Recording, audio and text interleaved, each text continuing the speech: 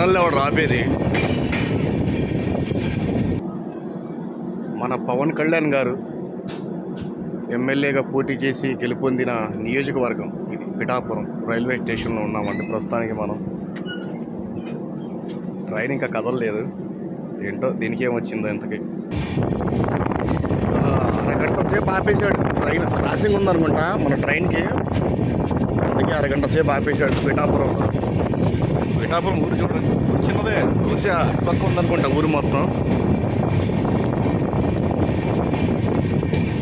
ఇది పాత బోర్డు అనుకుంటా పిఠాపురం, ఇది కొత్తగా పెట్టినట్టు ఉండాలి. Bye bye.